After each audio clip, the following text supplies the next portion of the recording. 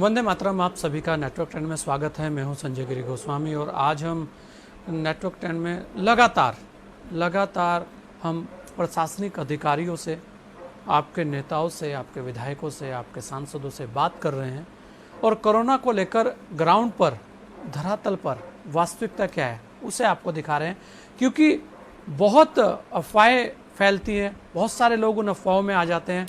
हमारी कोशिश यही है कि आप तक सही जानकारी जाए, क्योंकि जो आपके ज़िले के अधिकारी हैं जो चीज़ें बताएंगे शायद वो आपके काम आएगी और वही वास्तविक सच्चाई है। तो इसलिए अफवाहों पे ध्यान ना दें।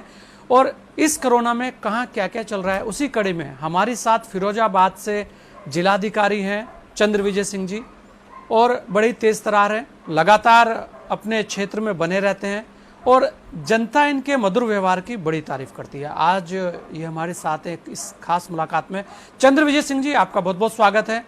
पहले तो ये कि फिरोजाबाद अपने आप में वैसे भी बहुत बड़ा नाम है फिरोजाबाद का, और फिरोजाबाद के अंदर चूड़ियों का बहुत अच्छा कार्य होता है, बड़े बड़े सुंदर कंगन बनते हैं, बहुत कुछ है वहाँ पर। लेकिन इस बार क्योंकि कोरोना जैसी महामारी ने पूरे विश्व को हैरान परेशान कर दिया, तो ऐसे में फिरोजाबाद क्या चीज़ था। तो अब फिरोजाबाद की क्या स्थिति है, और अब एक और नई चीज़ आ रही है ब्लैक फंगस, उसे लेकर वहाँ क्या तैयारियां हैं। और उसके अलावा एक और महत्वपूर्ण बात यह है कि जो तीसरी जो वेव है, जो तीसरी लहर कही जा रही है, वो बच्चों के लिए बताया जा रहा है कि हानिकारक हो सकती है। उसे लेकर क्या तैयारियां आपके स्तर पर चल रही हैं, चंद्रविजय सिंह जी? धन्यवाद संजय जी, कार्यक्रम में आमंत्रित करने के लिए। मैं सभी दर्शकों से बताना चाहूंगा कि फिरोजाबाद, जैसे आपने बताया, कि चूड़ियों का शहर है और यहाँ पर पूरे भारतवर्ष में चूड़ी का काम होता है। यहाँ पर बहुत सारे लेबर क्लास है, तो ऐसी स्थिति में फिरोजाबाद में केसेस बाकी जिलों की तरह, बाकी सभी जगह की तरह यहाँ पे भी बढ़े थे। अभी वर्तमान में लगभग 441 एक्टिव केस यहाँ पर मौजूद है, 350 लोग होम क्वारंटाइन है और स्थिति पहले से बहुत बेहतर है।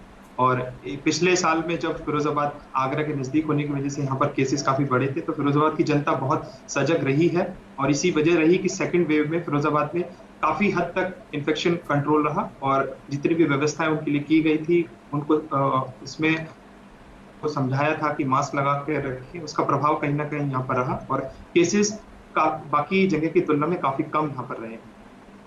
और मैं बताना चाहूंगा कि यहाँ पर ब्लैक फंगस का अभी एक मरीज संज्ञान में आया है, मेडिकल कॉलेज में उसका इलाज चल रहा है और उसके लिए दवाई भी लखनऊ से हमारे प्रिंसिपल साहब ने बात कर ली है, वो मौजूद है।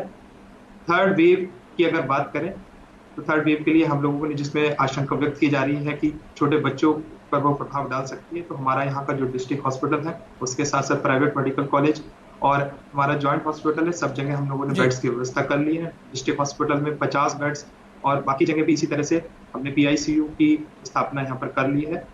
और मैं ये बताना चाहूंगा कि वैक्सीनेशन का कार्य भी बहुत अच्छे से चल रहा है और यहाँ के लोग बहुत अच्छी गति से अपना वैक्सीन लगा रहे हैं। 18 से 44 साल के लोगों में बहुत उत्साह है। इस जैसे जैसे स्लॉट लोगों को मिल रहे हैं, वो तुरंत स्वास्थ्य केंद्र पर जाकर अपना वैक्सीनेशन करा रहे हैं। तो ये सब चीजें जो व्यवस्थाएं हैं, इसकी वजह से निश्चित रूप से चीजें फ्यूचर में बेहतर रहेंगी। जी चंद्र जी, बहुत सारी चीज़ें आपने बताई। वर्तमान में जो ग्रामीण क्षेत्र है वहाँ पर कोरोना को लेकर अभी धरातल पर वास्तविक स्थिति क्या है? क्या आपको लग रहा है कि क्या ग्रामीण क्षेत्रों के अंदर अब स्थिति काबू में है या अभी भी वहाँ केस बढ़ रहे हैं? फिरोजाबाद में हम बात करें तो हमने जो सर्वे किया है, हमारे हेल्थ वर्कर्स हैं, लगातार गांव का सर्वे कर रहे हैं, तो लगभग 20% गांव ऐसे आए हैं जिसमें इन्फेक्शन है और ऐसे गांव में हमने संदिग्ध जो मरीज हैं उनकी पहचान की है। उनके घरों पर दवाइयों का वितरण निगरानी समिति के माध्यम से और RRT टीम के माध्यम से किया जा रहा है। तो यहाँ पर स्थिति कंट्रोल में है और ऐसा नहीं है कि इन्फेक्शन बढ़ रहा है। अब ये कमी की तरह जो पीक आई थी यहाँ पर लगभग 28 अप्रैल के आसपास, उसके बाद लगातार केसेस में लगातार कमी हो रही है और गांव में स्थिति काफी बेहतर है। और हम लोग लगातार नजर रखे हुए हैं कि किसी भी गांव में कोई भी व्यक्ति ऐसा ना हो जिससे हम संपर्क ना कर पाए और हेल्थ की टीम से उनसे संपर्क ना कर पाए और वो तुरंत स्वास्थ्य केंद्र पर जाकर ही हमारे डिस्ट्रिक्ट हॉस्पिटल में तुरंत हम इसको ले आए। जी। अगर अगर आपके पास कुछ आंकड़े हो तो जो टेस्टिंग है वो ग्रामीण क्षेत्रों में कितनी हो चुकी है, अगर हम बीते दिनों की बात करें तो? देखिए, हम लगभग आपके पाँच यहाँ? हजार टेस्ट हाँ, 5,000 टेस्ट हम लोग डेली कर रहे हैं, 5 से 6 हजार के बीच में। और इसमें जी, लगभग ये ग्रामीण 75% क्षेत्रों जो का है। है? जी, इसमें इसका 75% आप मान के चलिए कि लगभग 3,000 टेस्टिंग गांव में हो रही है डेली की। और अच्छी संख्या में टेस्ट हो रहे हैं सभी जी ग्रामीणों में, जितने भी इस तरह के गांव हैं जिसमें हम लोग संदिग्ध मरीज ढूंढ रहे हैं, तो उनका भी टेस्टिंग वहां पर की जा रही है। तो एक अच्छी संख्या में टेस्ट हो रहे हैं। और निगेटिव जो पॉजिटिविटी रेट है यहाँ का काफी कम है। और अगर मैं कहूँ तो पॉजिटिविटी रेट हमारा 0.38% है जो एंटीजन टेस्टिंग में आ रहा है, और 2.8% आरटीपीसीआर में आ रहा है। तो ये काफी कम है, और अब लगभग काफी स्थिति बहुत बेहतर हो गई है पहले से। जी जी। कोरोना कर्फ्यू को लेकर आप क्या कहना चाहेंगे, क्योंकि इसका लाभ आपको लगता है कि मिला है, या कंट्रोल वैसे ही हो रहा है और ये आगे बढ़ाया जाना चाहिए, या अब कुछ छूट दी जानी चाहिए? देखिए, प्रदेश सरकार ने जिस दिन से कोरोना कर्फ्यू लगाया है, निश्चित रूप से उससे बहुत प्रभाव पड़ा है। लोग बाग जो मार्केट में बिना जी आवश्यक घूमते रहते थे, तो उससे उस पर रोक लगी है। और कोरोना कंट्रोल काफी हुआ है, और इससे बहुत फायदा है। अ, आगे की अगर मैं बात करूं तो जितने भी हमारे दुकानदार हैं उनकी तरफ से भी ये चीज है कि क्योंकि जनपद में केसेस में काफी कमी आ रही है, तो उनका भी ये मानना है कि आगे आने वाले समय में जल्दी इसको कम कर देना चाहिए, या फेज वाइज बहुत जल्दी इस चीज को, कोरोना कर्फ्यू को थोड़ा थोड़ा ढील दी जानी चाहिए, ताकि उनका कारोबार पे भी बहुत प्रभाव ना पड़े, जो बहुत दिनों से बेरोजगार बैठे हैं या अपने काम पर नहीं जा रहे। जी। बिल्कुल। अगर हम बात करें डीएम साहब, वर्तमान में क्योंकि जो बेडों की हाहाकार मची थी, अब जाकर जो प्राइवेट हॉस्पिटल्स बेड हैं या सरकारी हॉस्पिटल है, या जो सरकार ने अपने स्तर से आप लोगों ने बनाए हैं, या आइसोलेशन वार्ड हो, उनकी क्या स्थिति है? कितनी वहां पर संख्या खाली है कि जिससे कि चीजें ऐसी लग रही हैं कि कंट्रोल रहे? तो वहां पर अब वर्तमान में जो बेड की स्थिति है वो कैसी है, और ऑक्सीजन की क्या स्थिति है? हमारे यहाँ पर हमने डिस्ट्रिक्ट हॉस्पिटल में लगभग 172 बेड थे, और इसके अलावा प्राइवेट हॉस्पिटल 6 कोविड हॉस्पिटल भी थे। इन सभी को मिला के हमने लगभग 750 बेड की व्यवस्था की थी। और वर्तमान में ये जी संख्या घट के बहुत कम हो गई है, लगभग 150 से नीचे अभी हमारे बेड की ऑक्यूपेंसी है। तो इसी से लग रहा है कि में लगातार कमी आ रही है। डिस्ट्रिक्ट हॉस्पिटल जिसमें एक समय में सभी बेड फुल हुआ करते थे, उसमें लगभग आज की डेट में 20 से 30 मरीज है। तो वो भी धीरे धीरे डिस्चार्ज हो रहे हैं, बहुत जल्दी लोगों के हेल्थ में सुधार आ रहा है। और कहीं पे भी किसी तरह का कोई दिक्कत नहीं है, और बेड काफी संख्या में मौजूद है। और जब पीक का समय था तब भी जो प्राइवेट हॉस्पिटल थे, या हमारे जो और हमने फैसिलिटी चालू की थी L1+ 100 बेड की, उनका भी हमने यूज किया, और धीरे धीरे केस कम होते गए। और अब काफी बेहतर स्थिति है, जैसे मैंने बताया। जी, नहीं बिल्कुल, रहनी भी चाहिए बेहतर स्थिति, कहीं से तो अच्छी खबरें आएँ। अगर हम बात करें डीएम साहब, क्योंकि आपके सामने चुनौती दोहरी थी, वहाँ पे मजदूर बहुत तादाद में था, उसको रोकना और उनकी व्यवस्था करना, उसे लेकर जिलाधिकारी महोदय ने क्या तैयारी की है? अभी पिछले सवाल पे मैंने ऑक्सीजन के बारे में नहीं बताया। तो ऑक्सीजन की यहाँ पर लगातार आपूर्ति रही है। यहाँ पर 5 लगातार LMO लिक्विड मेडिकल ऑक्सीजन की भी आपूर्ति लगातार रही। हम लोगों ने एक व्हाट्सएप ग्रुप के माध्यम से, व्हाट्सएप नंबर के माध्यम से कंट्रोल रूम स्थापित किया था, जिसमें जो घर पे लोग मरीज होते हैं जिनको ऑक्सीजन की जरूरत पड़ती है, तो वो लोग वहाँ पे सीधे बात करके उनको ऑक्सीजन सिलेंडर मुहैया कराया गया। तो किसी तरह की पैनिक की स्थिति यहाँ पर नहीं रही। ऑक्सीजन लगातार मिलती रही मरीजों को, अपने घर पे भी और हॉस्पिटल में भी। और जैसा आपने अभी पूछ रहे हैं, जो हमारे यहाँ पर निश्चित रूप से लेबर क्लास बहुत ज्यादा है, बाहर से आने वाले भी प्रवासी बहुत बड़ी संख्या में यहाँ पर रहते हैं।